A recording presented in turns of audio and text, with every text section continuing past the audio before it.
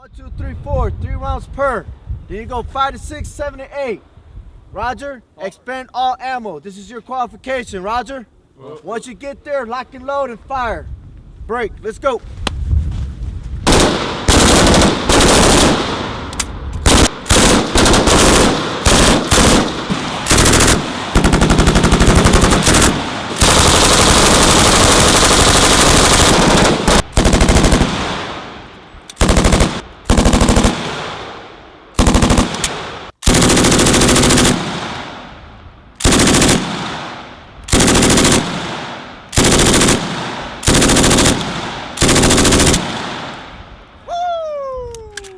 All right, so as you guys saw, today was a range day.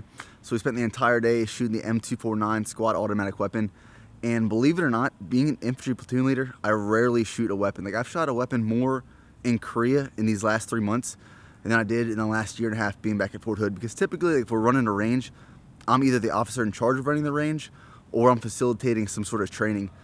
But now that I'm like within my year of getting out of the Army, so I have a year left, I'm gonna take advantage of every opportunity in every range we do to shoot a weapon. Because like, how often am I gonna have the opportunity to shoot like a machine gun in the civilian sector? I mean, I have weapons back home, but not the type of weapons we have here or of that caliber.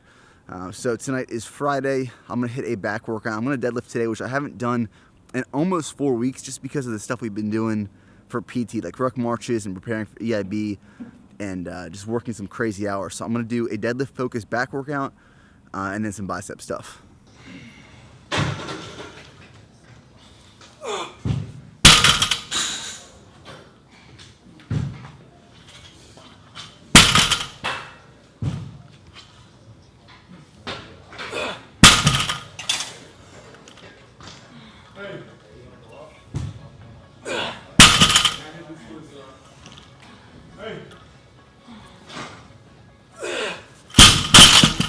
Okay, so a lot of people have been asking lately how my strength has been affected during this cut so far. And to tell you the truth, like for legs, I know that my strength hasn't been affected at all. I mean, squats feel better now than they did when I was at the peak of my bulk. So I decided to test out deadlifts today. So I worked up to actually 585 for 2 singles. I started with 495 for 5 reps. I moved up to 545 for 3 reps, which felt good. And then 585 is the max I can fit on these bars with these plates, just at the gym they have here in Camp Casey in South Korea. So 585, 2 sets, singles, actually went up really easy. And I know I could easily touch 6 right now. My all-time PR for deadlifts is 615, and I definitely plan on breaking that when I get back to the States. So I made one change to my diet right now. I've been dieting officially for about 5 weeks now. I started the diet on March 22nd, but I didn't start tracking my weight until March 29th when I officially got a scale. So in the past 5 weeks, I've lost around 7 pounds. Started at 222, and then this morning I was 215. So it's about 1.4 pounds per week on average that I've been losing. So my change now, I've decreased carbs by 25 grams. So protein is still at 250, fat is still at 75, and carbs are now at 350. So it's an additional 100 calorie deficit. My plan is in the next 3 weeks to get to 210. So an additional 5 pounds in 3 weeks, which is still on track at about 1.5 pounds per week. And then this workout tonight, I actually ended up training in the evening, which I feel so much better. I feel more powerful. I get a better pump, and I have more energy rather than training in the morning. If I had the preference, I would train in the evening as opposed to the morning, but sometimes I just can't be sure that I can fit a workout in at that time.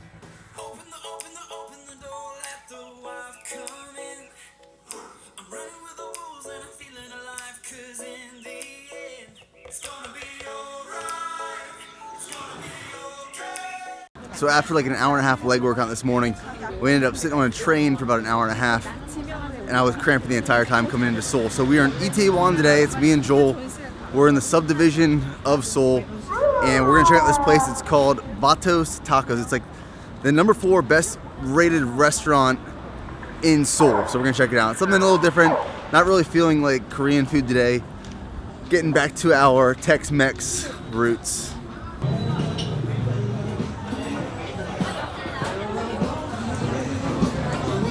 All right, guys, so I ended up getting 4 tacos. So 2 of them are the Baja shrimp, and then 2 of them are like the mild spicy chicken. And then for an appetizer, we got some queso and chips. And then I got an IPA, and Joel got like an oatmeal stout. This place is like 10 out of 10. One of the better Mexican taco places I've been to. Surprisingly, it's in Seoul, I know. But I know they have these locations all over the world. Open the door, let the wild come in. I'm running with the wolves and I'm feeling alive, cause in the end, it's gonna be alright, it's gonna be okay. I'm closing my eyes and I'm dreaming big. So I'll admit it, I ordered 2 more tacos. I ordered the spicy chicken, and I ordered 1 more IPA. I just couldn't resist. Those tacos are literally the best things I've ever had in my life. They were super fresh. My overall bill was like $36 because the beers alone were $8 a piece. But today for me is a refeed day. So the way I'm doing it now is, if I was typically dying for or show, or I was cutting for a specific time period, I would do structured refeed days that were once a week, increase carbs, decrease fats, decrease proteins a little bit to keep my calorie range around the same. But since I'm not dieting for anything specific, I'm just cutting to cut. This is kind of just like a free day. So this is my big meal, and then from here on out the rest of the day I'm not gonna do anything too crazy.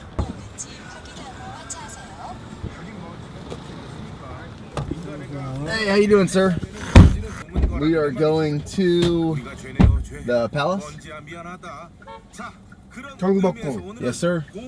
All right, thank you. So Vato's Tacos, they're probably one of the best tacos I've ever had, and grew up in New Mexico, so that's saying something. They're doing something right over there, that's for sure. So what's pretty crazy is when we were actually at the taco place, someone walked up to me. His name was Mike, and he introduced himself. He knew me from YouTube. He knew me from Instagram, and it's just absolutely crazy. Like, I'm 13 hours ahead of time. I'm across the world. I'm in Asia right now, and Mike, who is in the Air Force station here in Korea, came up and recognized me. Just blew my mind. Me and Joel were like absolutely blown away. We do whatever. We don't care. It's now or never. Into the wire. We do whatever. We don't care. It's now or never. Into the wire. So rather than just trying different foods and restaurants the entire time we're in Korea, we figured we had to do some sort of historical tourism. So these palaces were built in 1395. I found this on TripAdvisor very quickly because I can't listen to any of the tour guides because I don't know what they're saying. Built in 1395, and they're right in the middle of Seoul. So like right behind these huge towers and these entrances is the city itself. It's pretty sweet.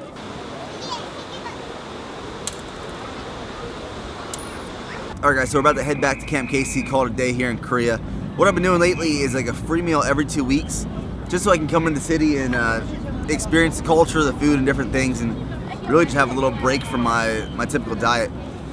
The one thing that I kind of wanted to touch on and articulate in this video is, when I'm back in my room all the time, I'll jot down notes, whether that's on like a notebook or post-its on just random pieces of paper of things that I want to touch on in an upcoming video. Sometimes it just doesn't make it to the content on a regular basis.